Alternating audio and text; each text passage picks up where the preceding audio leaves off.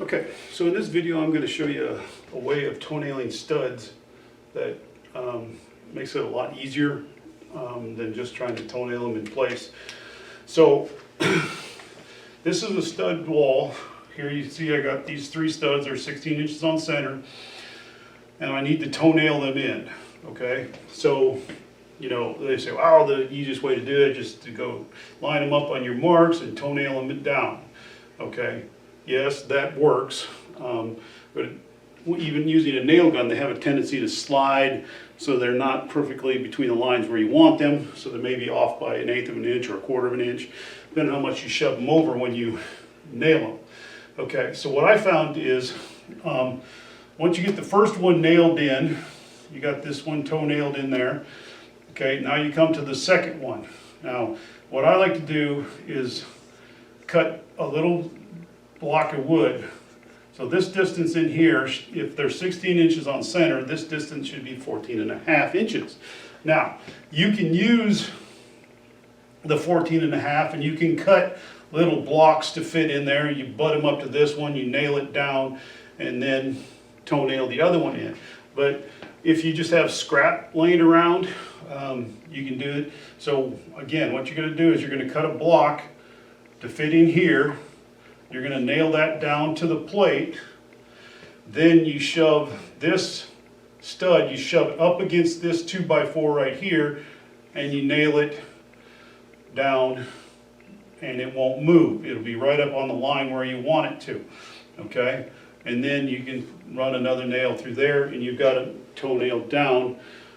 And it doesn't hurt to put this in here, because when you go to put your trim on there, you always want more than that 1.5 inch bottom plate to nail into, so that gives you another 1.5 inches.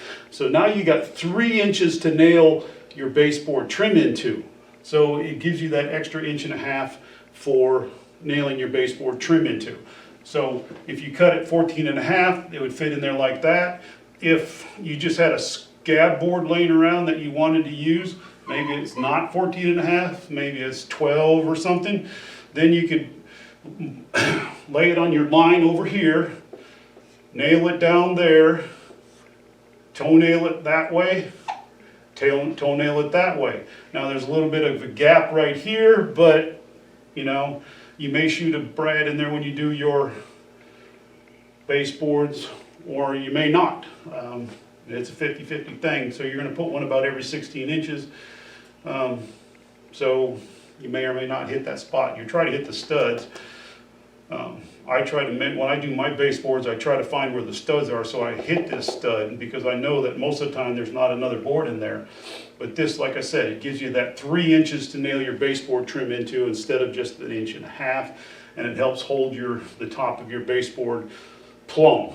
Okay, so it doesn't kick in because of the sheetrock is tapered at the bottom. Okay, so easy way to do toenailing studs. You can cut your boards 14.5 to fit in there, nail them down, push your stud against them, toenail it in there. If you have a board that's laying around that's not 14.5, you can use that too. Just nail it down, make sure it's on your line, shove it up against there, toenail it this way, shoot a couple nails in through the backside, and you've got it toenailed in, easy peasy, right? And then, like I said, you got your extra 1.5 inches for a total of 3 inches to nail your baseboard to along the bottom.